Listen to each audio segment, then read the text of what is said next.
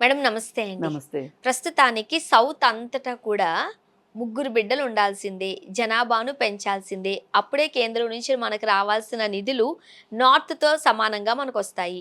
ఎక్కడో నార్త్ కన్నా కూడా సౌత్ వెనకబడిపోతోంది. ఈ జనాభా లేకపోవడం వల్ల. మనం చంద్రబాబు నాయుడు గారిని కూడా చూసాం. కనండి పిల్లల్ని, కనండి పిల్లల్ని అంటున్నారు. ఇప్పుడు తమిళనాడులో సీఎం విజయ్ గారు ఒక వినూత్నమైన డెసిషన్ కూడా తీసేసుకున్నారు. మొన్నటి వరకు ఒకవేళ థర్డ్ చైల్డ్‌కి బర్త్ ఇచ్చినట్లయితే 12 వీక్స్ మాత్రమే ఉండేదట. ఇప్పుడు 1 ఇయర్ 365 రోజులు లీవ్ విత్ పెయిడ్. ఎందువల్లంటారు? ఎలా చూడాలి? అంటే మొన్న ఈ మధ్య మనకి ఈ డీలిమిటేషను హ్మ్. వచ్చినప్పుడు చాలా ఎక్కువగా మాట్లాడుకున్నాం. జనాభా ప్రాతిపదికన పార్లమెంట్ సీట్లు పెరిగే విషయం గురించి మాట్లాడుకున్నాం. ఇది అందరికి అర్థమైంది. హ్మ్. అందరికి అర్థం కానిది ఇంకొకటుంది.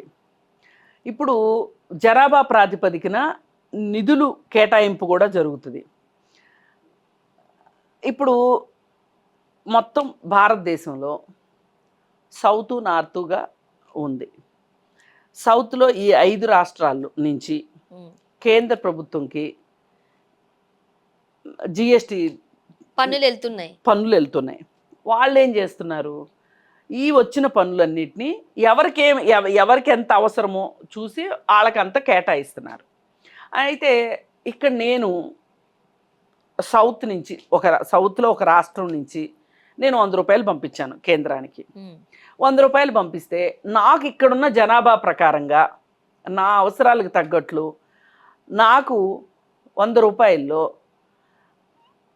రూ. 20 రూ. 19 నాకు వస్తుంది. కానీ నార్త్‌లో బీహార్‌లో కానీ ఉత్తరప్రదేశ్‌లో కానీ చూస్తే ఎక్కువ జనాభా ఉంటుంది కాబట్టి వాళ్ళకి ఒక రూ. 57 రూ. 60 వాళ్ళకి వెళ్ళిపోతున్నాయి. మన డబ్బులు అక్కడ పెడుతున్నారనే బాధుంది.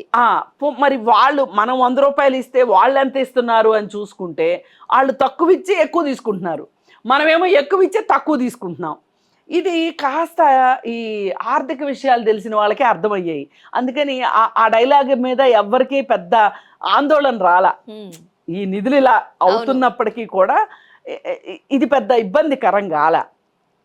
అయితే ఇప్పుడు ఎప్పుడైతే మొన్న డీలిమిటేషను ప్రకారంగా ఈ పార్లమెంట్ సీట్లు పెంచే దగ్గర అందరికి అర్థమైపోయింది. ఓహో, నార్త్‌లో జనాలు ఎక్కువ ఉన్నారు, సౌత్‌లో జనాలు తక్కువ ఉన్నారు, మనకేమో సీట్లు తగ్గిపోతాయి అనే ఒక భయం ఇటు సైడ్ వచ్చింది. రాగానే మనం ఏం చేస్తామంటే జనాభాని అర్జెంటుగా పెంచడం ఎట్లా, అసలు ఏంటి, మేము బాగా అభివృద్ధి చెందిన ప్రజలమి, మేము బాగా చదువుకున్న వాళ్ళము, మేము బాగా ఆలోచిస్తాం కాబట్టి కేంద్ర ప్రభుత్వం ఒకప్పుడు జనాభా పెరుగుదలను అరికట్టడం కోసం 2 లేక ముగ్గురు అన్నారు ఒకప్పుడు. ఆ తర్వాత 1 లేక 2 అని గోడల నిండా నా చిన్నప్పుడు రాసి ఉండేవి. అప్పుడు ఒక్కొక్క ఇంట్లో 4 పిల్లలు 3 పిల్లలు ఉండేవాళ్ళు. అయితే ఆ తర్వాత 2 పిల్లలకి మారిపోయారు. అందరూ 2 పిల్లలే. ఆ తర్వాత కొన్ని రోజులకి అసలు ఒకళ్ళే. ఇప్పుడు అందరూ ఒకరే అయిపోయారు. అయితే అటు సైడ్ ఇది లేదు. ఇప్పుడు వీళ్ళు ఏమంటారంటే, మేము కేంద్ర ప్రభుత్వం చెప్పింది కదా అని చెప్పి అభివృద్ధి సాధించాలి అంటే జనాభాని కంట్రోల్ చేయాలి అని అన్నారు కాబట్టి మేము వాళ్ళు చెప్పిందల్లా చేసేసరికి ఇప్పుడు మా గుండు సున్నా అయిపోయిందని ఇప్పుడు వీళ్ళు ఏమంటున్నారు, ఇప్పుడు కనండి అని చెప్తున్నారు. అయితే ఇక్కడ వచ్చే ప్రాబ్లం ఏంటంటే, అసలు జనాభా పెరుగుదలకి వెనకబాటుతనానికి డైరెక్ట్ లింక్ ఉంటుంది. ఒకప్పుడు పాత రోజుల్లో వ్యవసాయదారుల ఇళ్లల్లో ఎక్కువ మంది పిల్లలు ఉండేవాళ్ళు. ఎక్కువ మంది పిల్లలు అంటే ఎంతమంది అనుకుంటున్నారు? 10-12 మంది పిల్లలు ఉండేవాళ్ళు ఒక ఇంట్లో. అయితే ఎందుకు అనేవాళ్ళు అప్పుడు? 10 మంది పిల్లల్లో 5 మంది ఆడపిల్లలు ఉన్నా, 5 మంది మగపిల్లలు ఉన్నా, ఒక తండ్రి తన వ్యవసాయానికి, అందరూ వ్యవసాయమే చేసేవాళ్ళు అప్పట్లో, పిల్లలు అందరూ మగపిల్లలు.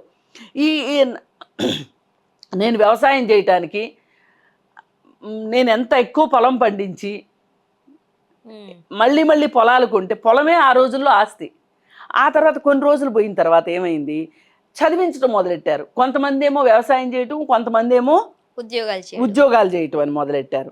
ఇప్పుడు వచ్చేసరికి ఏమైపోయింది, అసలు ఈ పిల్లలు తగ్గిపోయారు, వ్యవసాయం చేసేవాళ్ళు తగ్గిపోయారు, అందరూ ఉద్యోగాలు చదువులు వచ్చేసేసినాయి. ఈ పరిస్థితుల్లో ప్రపంచం అర్థమైన తర్వాత ఎక్కువ మంది పిల్లలు ఉంటే మనం వాళ్ళకి క్వాలిటీ లైఫ్ ఇవ్వలేము. అంటే మంచి స్కూల్లో చదివించలేము, మంచి తిండి పెట్టలేము, మంచి రేపొద్దున పెద్ద పెద్ద ఆస్తులు ఇవ్వలేము అనే ఒక ఉద్దేశంతోటి ఇద్దరు పిల్లల్నే కనడము, అది కూడా పోయిన తర్వాత ఒకళ్ళనే కనటము మొదలెట్టారు. కానీ కనండి కనండి అని చెప్తున్న గవర్నమెంట్స్ నిజంగా మనం పిల్లల్ని ఈ రోజు ఎల్కేజీ పిల్లలకి ఎంత తెలుసా అండి? ఆ! ఇప్పుడు మినిమం 1,00,000. ఇప్పుడు అక్కడికే రావాలి మనము. పెద్ద స్కూల్ అనుకోండి సరే. ఎల్కేజీ పిల్లలకి 5,00,000 అంట. సరే, పిల్లల్ని కనమంటున్నారు, బాగుంది. ఇప్పుడు విజయ్ గారు 365 రోజులు సెలవు దినాలు ఇచ్చారు. ఎవరికి? ఎంప్లాయీస్కి. Full paid full salary. Paid salary అన్నారు. ఒకప్పుడు 190 రోజులు ఉండేది, అది 180 రోజులు ఉండేది. దాన్ని కాస్త సంవత్సరం చేశారు. ఈ సంవత్సరం చేసినందువల్ల ఎవరైతే మహిళా ఎంప్లాయీ ఉంటారో ఆవిడ కాస్త ధైర్యంగా ఆ పిల్లల్ని పెంచుకుంటుంది. జీతం కూడా వస్తుంది. కాబట్టి ఇప్పుడు కొంతమంది ఏంటి అంటే రెండో నెలలోనే ఉద్యోగానికి వెళ్ళిపోయే పరిస్థితి ఉంటుంది. ఎందుకు? జీతం కోసం. అవును. అలా ఎందుకు వెళ్తారు అని అంటే, మరి ఇద్దరు పనిచేస్తే కానీ గడవని పరిస్థితులు. ప్రైవేట్ ఎంప్లాయీస్ పరిస్థితి అదే ప్రైవేట్ కదండి. ఎంప్లాయీస్ పరిస్థితి అదే. మరి గవర్నమెంట్ ఎంప్లాయీస్కి ఈ రూల్ ఉంది. మీరు మహిళల పట్ల ఒక అవగాహనతో అన్నారా, లేకపోతే ఇలా ఉంటే మూడో బిడ్డని కంటారు అనే ఉద్దేశంతో విజయ్ గారు ఎందుకు పెట్టినా కానీ ఇది అంత ఎఫెక్ట్ ఇచ్చేస్తుంది అని అనుకోను నేను. ఒక రాష్ట్రంలో ఎంతమంది గవర్నమెంట్ ఎంప్లాయీస్ ఉంటారు, ఆ గవర్నమెంట్ ఎంప్లాయీస్లో ఎంతమంది మహిళలు ఉంటారు, వాళ్ళలో పిల్లలు కానీ కలగలిగే వాళ్ళు ఎంతమంది ఉంటారు. ఇది ఒక బ్రాడర్ వేలో ఒక మంచి నిర్ణయం తీసుకున్నాడని విజయ్కి ఒక మంచి పేరు వచ్చే అవకాశం ఉంది. కానీ దీనివల్ల ఆయన అనుకునే ఎంతవరకు ఎఫెక్ట్ ఉంటుంది, కానీ ఎంతమంది మీద ఉంటుంది అనేది ఒక పాయింట్. రెండో పాయింట్ ఏంటంటే, ఇవాళ పెరిగిన ద్రవ్యోల్బణంలో మనం రేట్లు పెరిగిన దాంట్లో ఇవాళ పెట్రోల్ రేట్ ఎంత ఉంది, గ్యాస్ రేట్ ఎంత ఉంది, ఆహార ధాన్యాల రేట్ ఎంత ఉంది, అంటే తిండి గింజల రేట్లు ఎట్లున్నాయి, మరి అలాగే పిల్లలకు తిండి పెట్టడం ఒకటేనా, రేపొద్దున స్కూల్కి పంపించాలి. స్కూల్కి పంపిస్తే స్కూల్కి ఎంత ఖర్చులు అవుతున్నాయి, హైయర్ ఎడ్యుకేషన్కి ఎంత ఖర్చు అవుతుంది, ఇవన్నీ చూసుకున్నాం అనుకోండి గుండె గుబేలు మనక మాందు. ఇప్పుడు మొన్న చంద్రబాబు నాయుడు గారు మూడో బిడ్డన కంటే 30,000, నాలుగో బిడ్డన కంటే 40,000 అన్నారు. ఎన్నాళ్ళు ఇస్తారు చెప్పండి. ఇప్పుడు పిల్లలకి పోషకాహార లేమితోటి మన దేశంలోనే చాలామంది దారిద్ర్య రేఖకి దిగువన ఉన్న పిల్లలు చాలామంది ఆకలితో అర్ధాకలితో ఉండే పిల్లలు బోల్డ్ మంది ఉన్నారు. చచ్చిపోతున్న పిల్లల సంఖ్య కూడా మొన్నటికి మొన్నే మనము సర్వేస్లో చూసాము.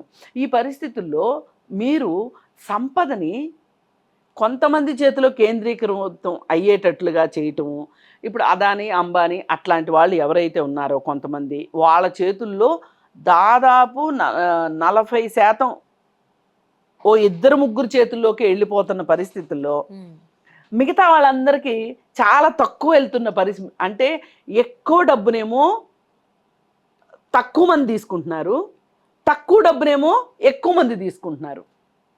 మరి ఈ పరిస్థితుల్లో ఈ సంపద ఈ విధంగా అందరికీ సమానంగా పంచబడనప్పుడు, అలాగే మీరు విద్య మీద మీకు ఇప్పుడు గవర్నమెంట్ స్కూల్స్ 1,00,000 స్కూల్స్ మూలబడినాయి ఈ 12 సంవత్సరాల్లో. ఈ 1,00,000 స్కూల్స్ మూలబడిపోయిన తర్వాత ఓ పక్క జనాభా ఏమో పెరుగుతుంది. ఈ పిల్లలు ప్రైవేట్ స్కూల్కి వెళ్ళాలి అంటే ఆ తల్లిదండ్రులు ఎంత త్యాగం చేయాల్సి వస్తుంది. అంటే చదవించగలిగే స్తోమత ఉంటుందా? అదే కదా, ఆ స్తోమతను కల్పించడంలో ప్రభుత్వాలు ఫెయిల్ అవుతున్నాయి. దీనివల్ల మీరు మళ్ళీ ఇంకోటి ఏం చేశారు, 14 సంవత్సరాల లోపు నిర్బంధ విద్యా విధానం మనకు అమల్లో ఉంది.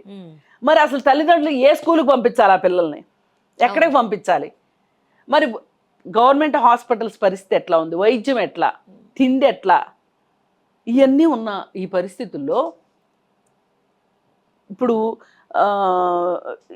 ఈ ప్రసూతి సెలవులు పెంచినంత మాత్రాన, జనాభా పెరిగినంత మాత్రాన ఈ పెరిగిన జనాభా రేపటి నుంచి ఏంటి పరిస్థితి అనేది కూడా ఆలోచించాల్సిన అవసరం ఉంది. ఏది ఏమైనా మహిళల పట్ల ఆయన ఆలోచించిన విధానం ఏదైతే ఉందో ఆ తల్లికి కాస్త సౌకర్యంగా ఉండటం కోసం, కాస్త మనసు స్థిమితంగా ఉండి ప్రశాంతంగా బిడ్డను పెంచుకునే దానికి ఇది పనికొస్తుంది.